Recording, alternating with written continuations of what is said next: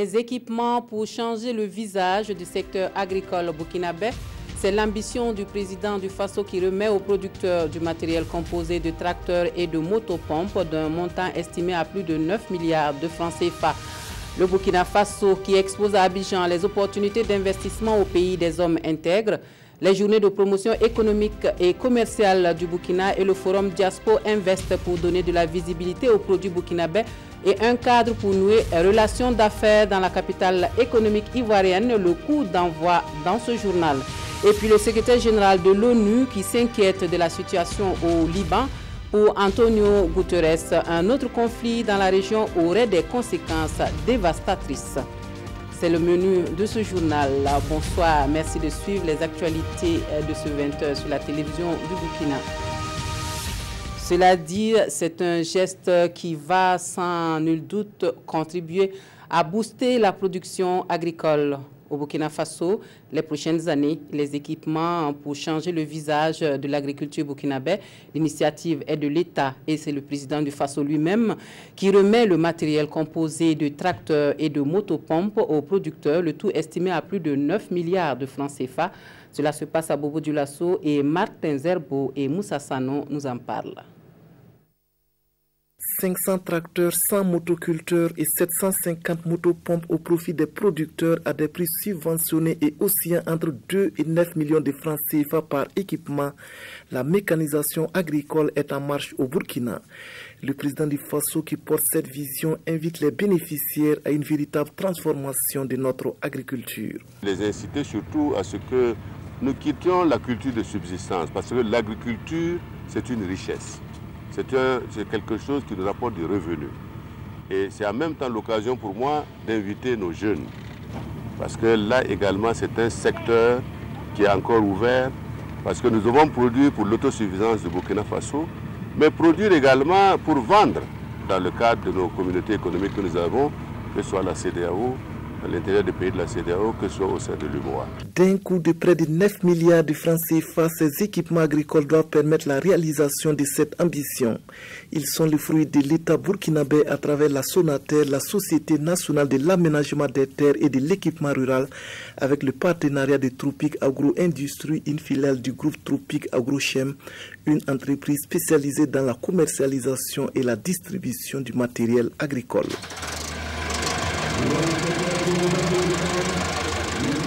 Nous avons voulu que cette opération soit une opération de lancement parce que la politique agricole que vous connaissez, nous voulons travailler beaucoup plus dans la mécanisation et faire en sorte que nos terres puissent avoir et nos producteurs puissent avoir les moyens nécessaires pour accroître la production agricole. Nous sommes fiers d'un État qui sait que si nous avons le matériel, on peut bien travailler. Il n'y a pas ce que nous ne pouvons pas faire si on a le matériel. Alors donc, pour moi, c'est une joie. À mon âge, c'est pour la jeunesse. Avec ce matériel, je suis conscient, confiant que ça va aller après nous. Le Burkina n'est pas sa première expérience du type dans la mécanisation agricole. Dans un passé récent, par faute de services après-vente, l'expérience n'avait pas produit tous les effets escomptés. Cette fois-ci, les autorités annoncent que des dispositions sont prises pour éviter les erreurs du passé. Direction la Côte d'Ivoire, où le Burkina Faso, qui veut compter sur la diaspora pour relancer l'économie nationale, mène depuis hier une opération de séduction auprès des investisseurs. Les opportunités d'investissement qui existent au Faso s'exposent donc au bord de la lagune Ébrié. Le coup d'envoi des journées de promotion économique et du forum Diaspo Invest à Abidjan est donné par le Premier ministre burkinabé Paul Kabatieba. Suivons le compte-rendu de nos envoyés spéciaux Paul David Bambara et Estelle Judith Assogba. Le Premier ministre ouvre les portes du forum Diaspo Invest et les journées de promotion économique et commerciale du Burkina Faso en terre ivoirienne. Ainsi, les produits made in Burkina sont exposés durant toute la durée de ses activités. Occasion pour le Burkina Faso de promouvoir ses potentialités économiques, commerciales et culturelles et de donner aux opérateurs économiques burkinabés la possibilité de négocier des accords de partenariat avec les hommes d'affaires ivoiriens. L'objectif, c'est vraiment de présenter l'environnement économique des affaires, présenter également toutes les opportunités qu'il y a au Burkina Faso aujourd'hui, au Burkina Faso nouveau. Ces opportunités, on les trouve dans tous les secteurs, dans l'agriculture, dans l'élevage, dans le secteur donc, des services. Et il y a des opportunités dans la transformation des produits agricoles, la viande, les produits agricoles. Tout à l'heure, en visitant dans le stand, j'ai vu déjà un échantillon très riche de la variété donc, de nos produits agricoles qui peuvent être transformés, qui peuvent être labellisés, qui peuvent être ainsi exportés non seulement dans la sous-région, mais également donc, en Europe. Et donc c'est ça le sens de notre visite, c'est donc de renforcer davantage nos liens économiques avec la Côte d'Ivoire, à travers donc la participation de la diaspora à l'effort de construction et du plan national de développement économique. La mise en œuvre du Plan national de développement économique et social PNDS, quelle contribution de la diaspora à la transformation structurelle de l'économie du Burkina Faso est le thème retenu pour ces deux événements couplés. Une aubaine pour le Premier ministre de présenter à la diaspora et aux opérateurs économiques ivoiriens les opportunités d'affaires de ce référentiel et du même coup les inviter à investir au Burkina Faso. Notre diaspora ici, ils vivent d'autres expériences, ils s'enrichissent des expériences et par cela ils ont quelque chose à apporter à l'économie nationale. C'est à cela que je les ai invités à venir au Burkina Faso, apporter ce qu'ils ont appris à l'extérieur au profit donc de l'économie nationale. Cette expérience, elle peut se trouver au niveau de l'agroalimentaire. Vous savez que la Côte d'Ivoire est un pays agricole. Nous aussi, nous sommes un pays agricole. Vous savez que 80% de la population du Burkina Faso est agricole. Ce qui est au cœur du PNDS, ce qui est au cœur du plan national de développement économique et social, c'est la transformation structurelle de l'économie nationale. Transformer l'économie d'une économie agricole à une économie industrialisée. Les hommes d'affaires de la diaspora ont marqué leur volonté à cette proposition, mais avant, ils demandent au chef du gouvernement burkinabé un environnement des affaires plus propice et une justice plus équitable. Sur ces préoccupations, Paul Kabatieba les a rassurés en leur donnant des informations sur les réformes structurelles qui ont été mises en place au Burkina Faso. Le Premier ministre burkinabé reçu en audience par le président de la République de Côte d'Ivoire traduit la reconnaissance du peuple burkinabé à Alassane Ouattara pour la bonne tenue de ces événements. Paul Kabatieba fait le point des activités économiques burkinabé qui se déroulent à Abidjan au chef de l'État ivoirien, la synthèse de l'audience avec nos envoyés spéciaux à Abidjan, Paul David Bambara, Estelle Judith Assogwa. Le Premier ministre à la résidence du président de la République de Côte d'Ivoire, Paul Kabatieba, vient faire le point de son séjour en terre ivoirienne au président Alassane Ouattara. Nous sommes arrivés ici pour échanger avec les frères de la diaspora sur les possibilités d'investissement de la diaspora au niveau du Burkina Faso et également pour échanger avec eux sur les journées économiques et commerciales qu'ils ont organisées. C'était un devoir pour moi de venir vous rendre compte que toutes ces manifestations se sont déroulées dans de bonnes conditions. La diaspora burkinabé est déterminée à venir accompagner le gouvernement du Burkina Faso pour la construction du plan national de développement économique et social. Au cours de cet entretien, le chef du gouvernement burkinabé a aussi fait le compte-rendu de la séance de travail tenue avec son homologue Amadou Gon Coulibaly. Une séance de travail axée sur le 6e TAC tenu à Ouagadougou. Donc nous avons fait le point des décisions qui ont été arrêtées et arrêté un calendrier pour leur mise en œuvre. Nous avons parlé de tous ces sujets et je pense que d'ici déjà à partir du mois d'avril, nous aurons des réunions des experts et à partir du mois de mai, les ministres des Affaires étrangères pourront se réunir pour aplanir les dossiers. Et si Dieu le veut, les deux premiers ministres pourraient se rencontrer à partir du mois de juin, et ce qui permettra donc la rencontre des chefs d'État à partir du mois de juillet. Avant de se rendre à la résidence du président ivoirien, Paul Kabatieba a eu un bref tête-à-tête avec le vice-président Daniel Kabla Dankan. Retour au Burkina où l'on recherche activement une stratégie nationale pour la promotion des pôles de croissance à l'ère du PNDS. La question réunie à Ouagadougou des représentants d'une quarantaine de structures allant des organisations paysannes aux universités. Ils vont amender une première mouture d'une stratégie nationale réorientée pour répondre aux objectifs du Plan national de développement économique et social. L'exercice a pour but de définir un outil véritable de croissance économique pour le Burkina d'ici à l'horizon 2030. Yacouba Gamene, Gilles Dasda, Zubaviel David Dabiri. À cette rencontre, représentants des services techniques, des collectivités territoriales et de la société civile procèdent à l'examen du document national de la promotion des pôles de croissance. C'est la vision de l'État pour faire du Burkina Faso un pays prospère d'ici à 2030. Le gouvernement a opté pour l'approche pôle de croissance pour booster la croissance économique et parvenir également à une structuration de l'économie nationale. Dans le PNDS, il est attendu que les pôles de croissance puissent contribuer à 3% dans le PIB et aussi à la création des emplois locaux. Le développement des pôles de croissance étant une option du gouvernement burkinabé pour booster l'économie nationale, il s'agira ici d'élaborer une stratégie multisectorielle et cohérente tout en évitant les erreurs du passé. Il y a eu des approches effectivement qui sont orientées sur la mise en valeur des zones d'activité. Vous avez les AVV, l'aménagement des vallées de la Volta, les Sourou, le projet Bagré au lendemain des indépendances, mais qui ont mis l'accent beaucoup à l'époque sur les approches sectorielles, où on a effectivement des actions cloisonnées et sans une connexion. Et si on augmente la production agricole dans le Sourou, et c'est bon, mais s'il n'y a pas de route pour aller vendre cette production, c'est pas bon. Et donc c'est pour dire qu'avec l'approche pôle de croissance, il ne s'agit plus d'avoir des approches cloisonnées sectorielles, il s'agit d'articuler et surtout d'assurer la cohérence entre les politiques sectorielles et l'aménagement du territoire. Cet atelier de validation est une étape clé qui doit aboutir à la soumission du document final en Conseil des ministres dès le mois de décembre prochain.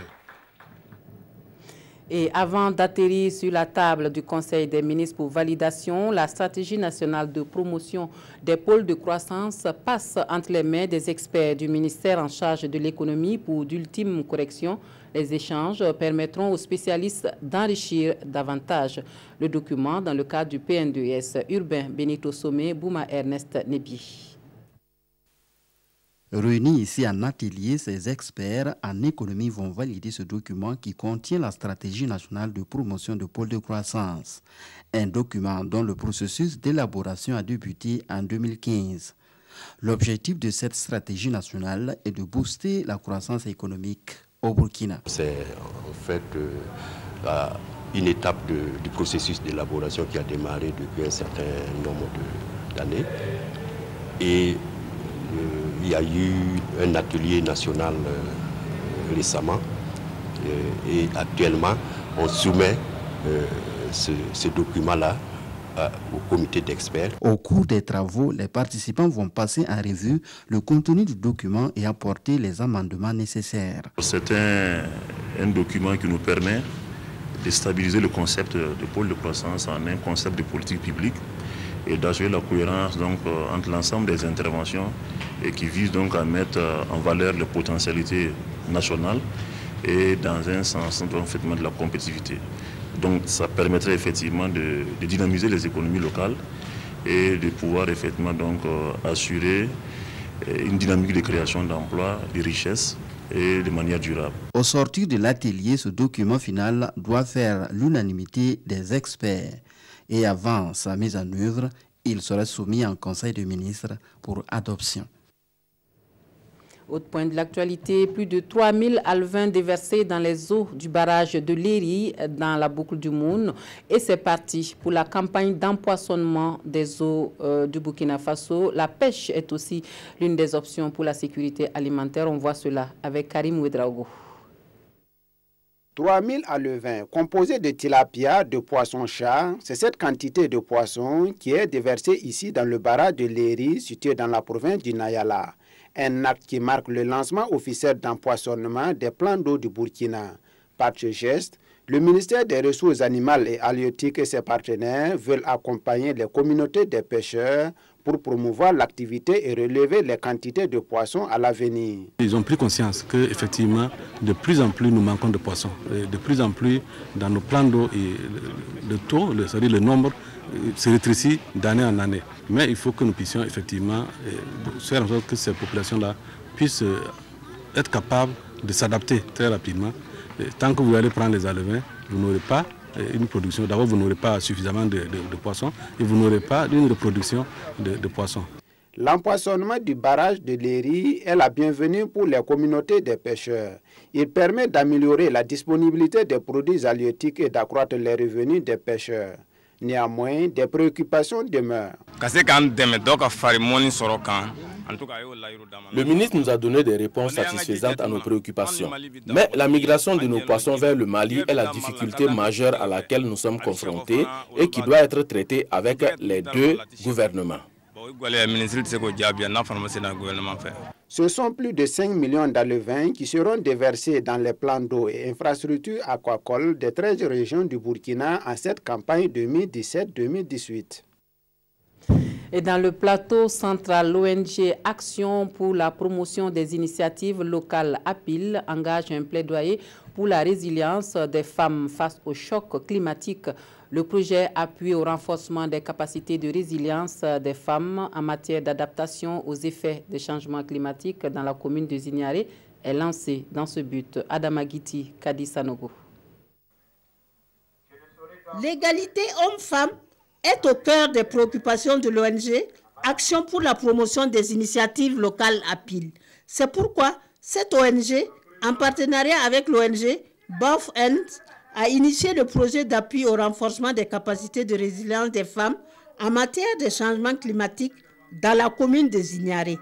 L'objectif est de valoriser les connaissances locales et les techniques innovantes en matière d'adaptation de l'autre moitié du ciel aux impacts des changements climatiques. Ce sont au total 200 femmes issues de 5 associations dynamiques de la commune de Zignaré qui vont bénéficier de ce projet pilote dont le coût s'élève à 25 millions de francs CFA. Nous savons que les femmes sont des actrices du changement. Elles sont présentes dans l'agriculture familiale. Elles sont au centre du débat de la production économique dans les localités. Mais malheureusement, cela n'est pas tout à fait reconnu.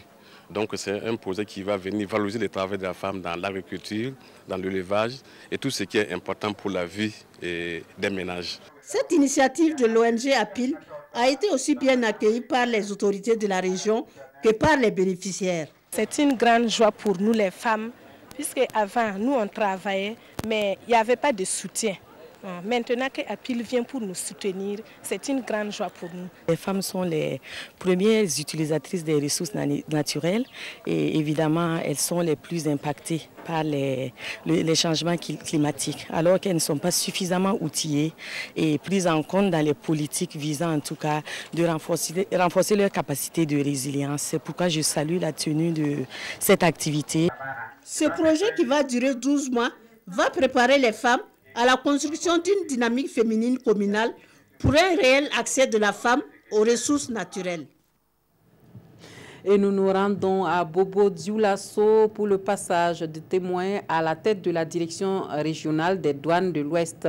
Ouseni Touré, nommé en Conseil des ministres début octobre dernier, entend faire dans la continuité des actions entreprises par son prédécesseur Mikailou Diarra. Le nouveau directeur régional des douanes de l'Ouest décline ses ambitions à la faveur de son installation officielle. Bilidou Bazongo, Siriki Milogo, Hahadi Sandamba. Monsieur Ouseni Touré, ce jour 10 novembre 2017, au nom de Madame le ministre de l'Économie, des Finances et du Développement, je vous déclare officiellement installé dans vos fonctions de directeur régional des douanes de l'Ouest avec tous mes encouragements et mes félicitations. Cette formule consacre ainsi l'installation officielle de Ouseni Touré comme directeur régional de l'Ouest de la douane. Il remplace à ce poste Mikailou Diarra qui aura passé 3 années. C'est des sentiments de fierté. Fierté pour avoir conduit la direction régionale des douanes de l'Ouest à bon port. avec les objectifs donc, qui avaient été assignés en 2014. Ces objectifs ont été, on va dire, atteints. Ousseni Touré prend les rênes de la maison au moment où cette direction enregistre des avancées significatives. À titre illustratif, pour l'année en cours, ce sont près de 91 milliards de francs CFA, soit un taux de recouvrement de 96% qui ont été mobilisés. Nous passons donc notre arrivée sur le mandat de la continuité pour améliorer les services publics. Les défis prioritaires dans la région, c'est donc déjà d'accompagner l'évolution économique de la région par l'ouverture du bureau des hydrocarbures. Et il y a aussi donc l'éclatement du chemin de fer de la route pour pouvoir encore améliorer beaucoup plus les services publics et améliorer la collecte des recettes. La direction régionale de l'Ouest de la douane couvre 4 régions administratives. Il s'agit de la boucle du Mouhoun, des cascades du Sud-Ouest et bien entendu des hauts-bassins. L'Union des jeunes entrepreneurs fait sa lecture de la situation nationale aux journalistes. Elle aborde des sujets ayant fait l'actualité il y a quelque temps au Burkina Faso. On suit le compte-rendu du point de presse avec Paul-David Bambara et Zalissa Sanfo. L'Union des jeunes entrepreneurs face à la presse. Elle donne sa lecture de la situation nationale, l'économie, l'emploi des jeunes, les revendications tous azimuts. Rien n'a été occulté. Nous suivons avec beaucoup d'intérêt la situation actuelle au ministère de la Sécurité. Nous disons que l'UNAPOL et les agents de ce ministère ont le droit de revendiquer, de rechercher de meilleures conditions de vie et de travail. En effet, le travail qu'ils mènent est une grande sensibilité et leur vie en dépend. Cependant, les grèves à répétition dans ce secteur plongent de plus en plus les citoyens dans l'insécurité et dans le doute sur l'efficacité de la police à nous protéger. Nous voudrons demander à chacun de jouer balle à terre car la vie de nos entreprises dépend de la stabilité sociale du pays. À cette conférence de presse, l'arrestation de François Compaoré, les différents enjeux et leurs implications ont été aussi évoqués. Nous nous réjouissons de la franchise des autorités françaises dans l'arrestation de François Compaoré. En effet, le dossier Norbert Zonga a mis trop de temps et nous osons penser que la justice française ira jusqu'au bout, qu'aucune interférence ne sera faite pour empêcher l'extradition de François Compaoré, que toutes les zones d'ombre de ce dossier seront éclaircies et qu'enfin la vérité sera dite. L'Union des jeunes entrepreneurs se réjouit aussi de la mise en œuvre du programme d'autonomisation économique des jeunes et des femmes. Elle souhaite par ailleurs l'organisation des états généraux de l'administration publique en vue de sa redynamisation. Autre point de l'actualité, les énergies renouvelables dans l'ère du temps. L'Agence nationale des énergies renouvelables et de l'efficacité énergétique veut permettre aux hommes de médias de traiter les sujets liés à la question avec beaucoup plus de facilité.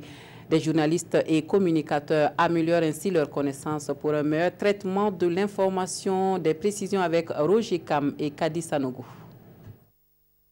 Promouvoir les énergies renouvelables et sensibiliser à l'efficacité énergétique, telle est la mission que s'est assignée l'Agence nationale des énergies renouvelables et de l'efficacité énergétique.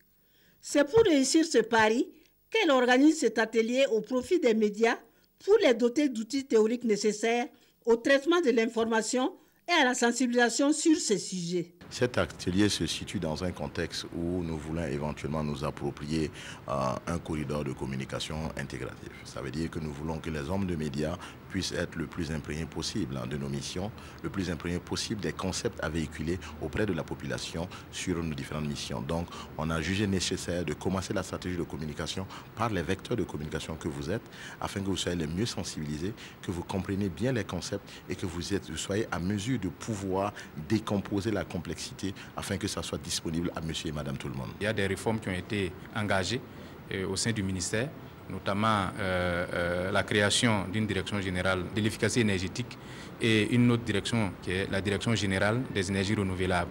Tout ça là, c'est pour faire une certaine symbiose dans l'objectif d'atteindre donc les objectifs assignés au ministère par le chef du gouvernement et aussi par le chef de l'État. Cette activité rentre dans le cadre des missions du ministère de l'Énergie dans sa politique du Programme national de développement économique et social, PNDS.